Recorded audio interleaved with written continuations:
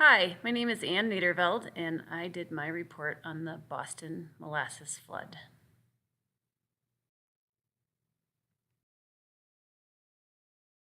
So this is a slide, commemorative plaque that's now in Boston about this flood, and if you're like me, you'd never really heard of it before this class.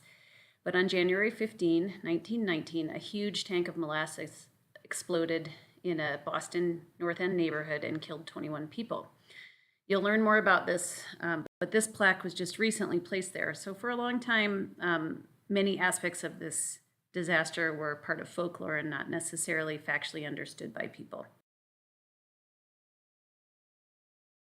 The history of this incident says is a lot about molasses.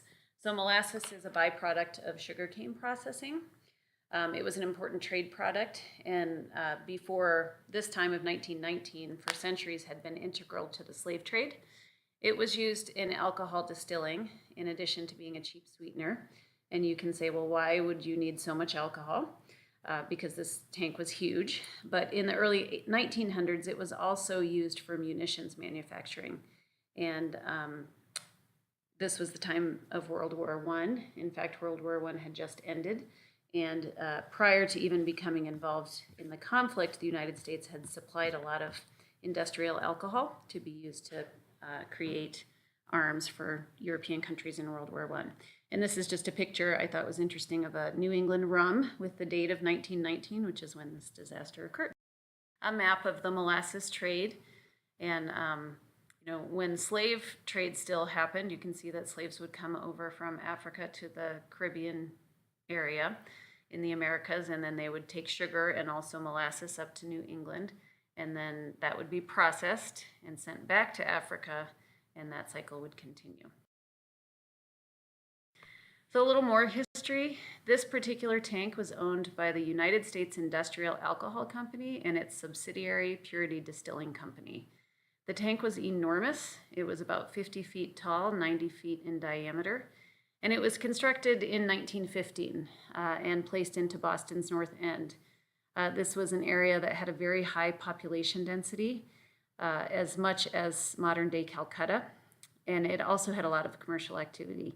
Most of these people were pretty poor, and so there was really no political voice to object to this tank being constructed in their neighborhood. The plans for construction were also quite hasty. They were developed by someone who really, or oversaw by someone who had no construction experience. And when the tank was made, it didn't really meet the safety specifications of even these sort of shoddy plans. It was also never tested for sound structure. So after it was built, I said it was 50 feet high, but only 6 inches of water were put into the tank to test it for leaks. And this was partly because the company was trying to get this tank finished in time to receive a huge shipment of molasses. And that was, again, because there was a big desire for this alcohol due to World War I. And also there was this discussion of prohibition happening at some point in the future. So the alcohol for consumption industry really wanted to stockpile quite a bit too. In addition, there was very little oversight on big business.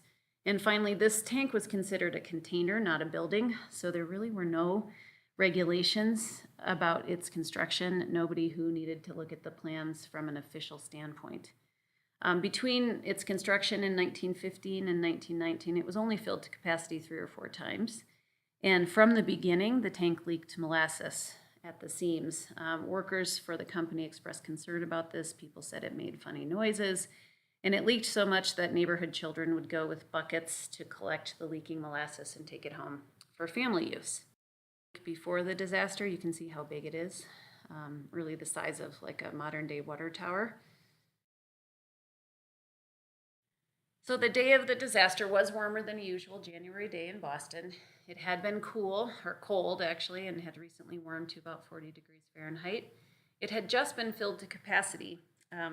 So this January 1919 was when Prohibition did actually pass, and this was like 3 days before Prohibition became official. Several people reported hearing increased noises, like I described, a boiling or a groaning sound. And that could have indicated maybe some fermentation taking place due to the increase in temperature. Right before it happened, several people reported hearing artillery firing, and people actually thought we were maybe being attacked. World War I had ended, but the peace treaties were still being negotiated. And then at 12:41, the tank ruptured, and it sent a wave of molasses about anywhere from 15 to 25 feet high and 160 feet across the neighborhood. This traveled at speeds up to 35 miles per hour, destroyed several buildings in the surrounding area, and ultimately 21 people were killed and over 150 injured, as well as several horses were trapped in the molasses. Map of modern day Boston, and then the area that was affected is circled up there in red. So if you've been to Boston, this just gives you an idea of where this occurred.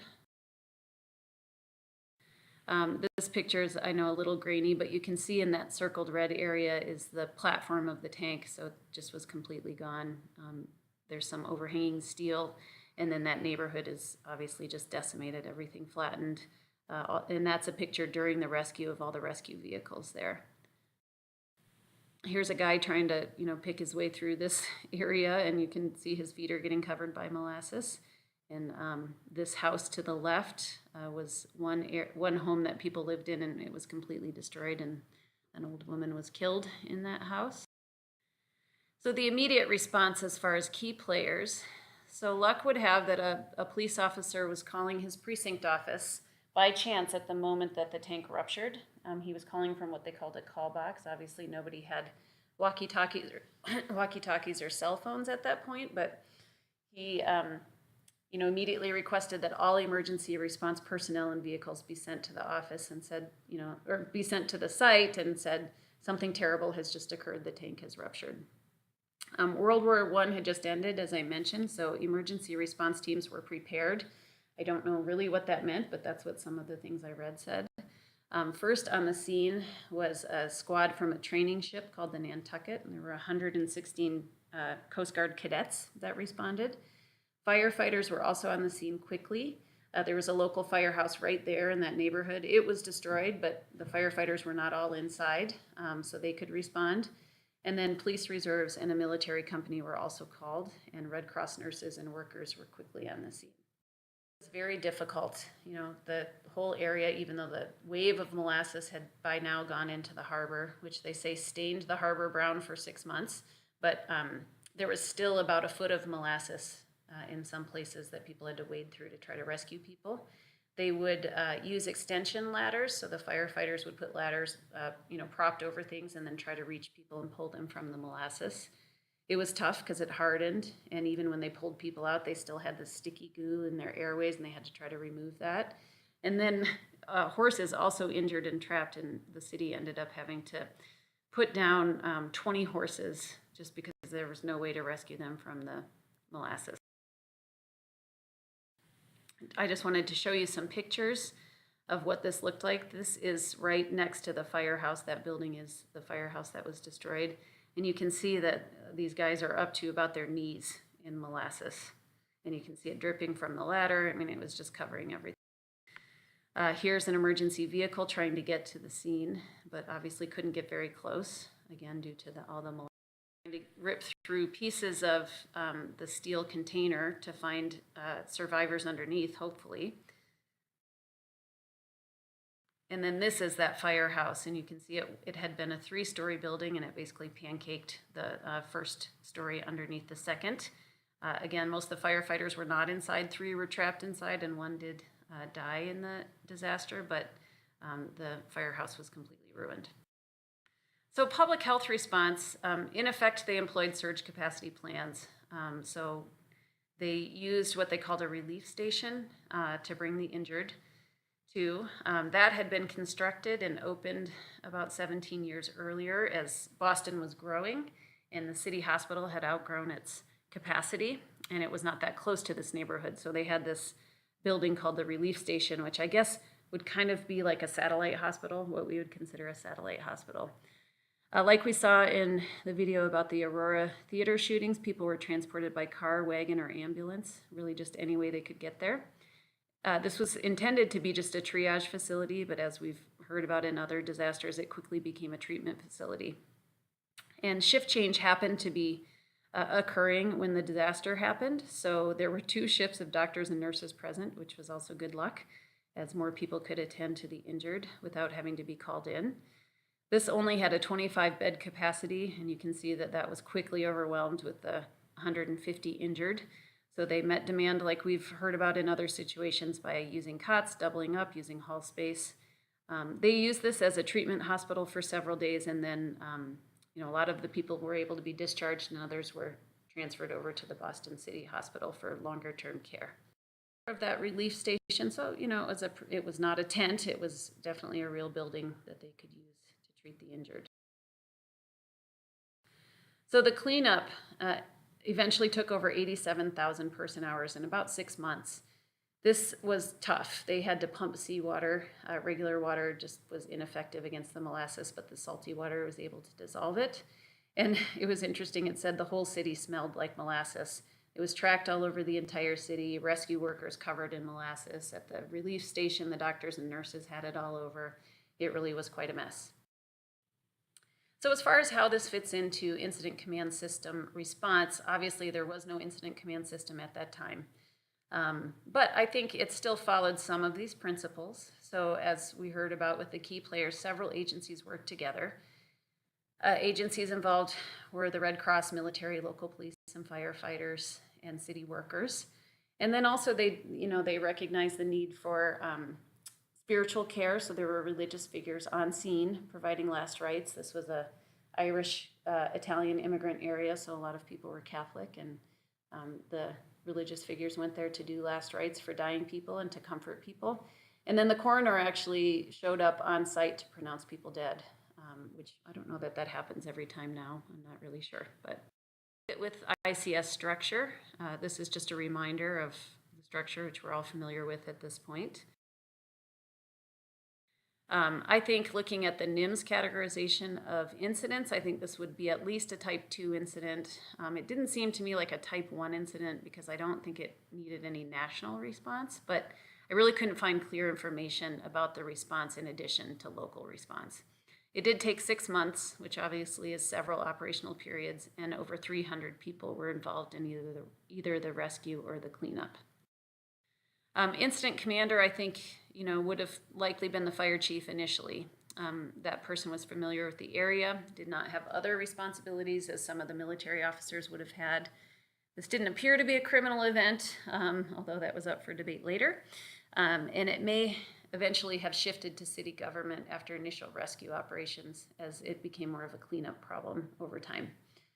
I think initially they would have needed the other command staff, including a public information officer, a liaison officer, and a safety officer. An officer was important because there were lots of theories about the cause of this incident. And I think it would have been a situation where it was very important to make sure that one consistent message was being communicated. A liaison officer, as noted, lots of different agencies involved, and communication between these agencies would have been very important. And then the safety officer, as you could see from those pictures, just being involved in the rescue operation was difficult and risky for the rescuers. I mean, there was buildings that were precariously, like the firehouse, were very precarious, and people had to go in those buildings. So they needed definitely some safety oversight to protect the rescue workers in this situation.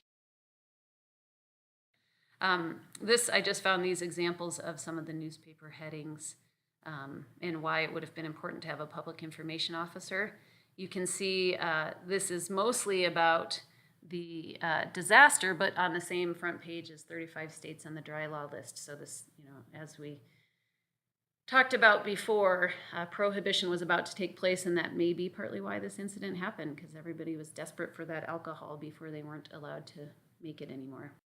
The Boston Daily Globe, and you can see down, it's a little blurry, I know, but it says Red Cross workers, firemen, and soldiers do heroic work in aiding victims. I also think that the general staff section chiefs would have been necessary, again, at least in the short term. So planning section chief would have needed to gather information about the incident and determine the best way to clean up and what resources were available. Operations Maybe the incident commander could have been in charge of operations, but this was a long-term event, and I think that having an operations staff would have been likely important during that long-term event. Logistics, again, they would have needed to track resources and personnel over 6 months, so it seems like they would have needed a section chief. And finance, I'm not really sure exactly how this worked. It ended up having significant legal ramifications, and that was part of the cost, but it seems like at least the cost of cleanup would have needed somebody to oversee it. And post would have been necessary throughout the effort. I think a location close to the Haymarket Relief Station for proximity purposes. They would have needed a staging area close to relief efforts. As you could see, there were lots of vehicles involved and people. They would have needed a place to keep that when it wasn't in use, but at the ready. And then also, it was January when this first happened and people were using water to try to clean up. So I'm sure the rescue workers needed a place to get warm and to eat. So they would have needed a base close by, not at the incident command post. Throughout the response, written action plans would have been necessary and obviously would have needed to be updated. Initially, it would have been focusing on the rescue and down the road on the cleanup, so that would have been important. And then I think, again, because there were lots of theories about this and information going around, a joint information center would have been necessary, at least for the first few weeks, probably not in the long term. So what did cause the disaster? Was it a bomb? No, there were lots of theories that it was. This was a time of a lot of the anarchists, like the Sacco Vanzetti legacy, and that was very common in this Italian immigrant neighborhood. So a lot of people thought it was a bomb, but it was not. Was it warm temperatures and fermentation? Probably not. It's hard to say, but probably not. So it really came down to shoddy construction. So not only did the plans not get followed to the sort of minimal specifications, but I found some things that said steel at that time was weaker than it is now. There was less manganese in it, and it was more prone to rupture. So that ultimately is what was determined to have caused. The case lasted about 6 years. Several expert witnesses called and over 1,000 witnesses in total.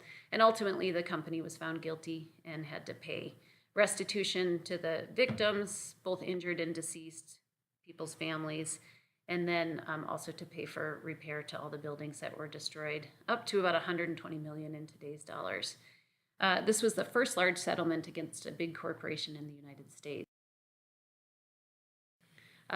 As far as public health or emergency management change, it really was not possible to find a lot of information about that, but it did stimulate reform and new laws for construction. So I think that it helped to make disasters like this less likely, which obviously has effects on emergency management and public health. It was seen as the first class action lawsuit in Massachusetts, and it really sent a strong message to corporations that they couldn't just do whatever they wanted.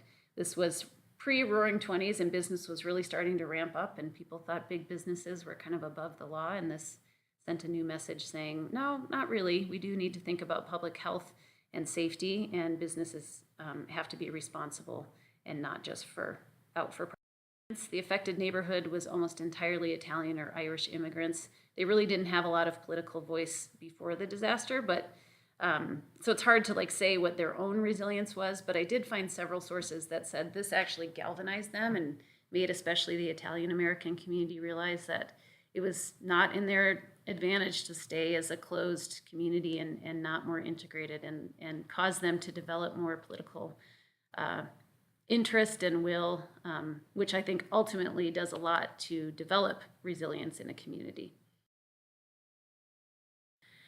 And so just closing, I think it's kind of funny to think about that phrase, slow as molasses in January, because obviously on this particular January day, molasses was not slow.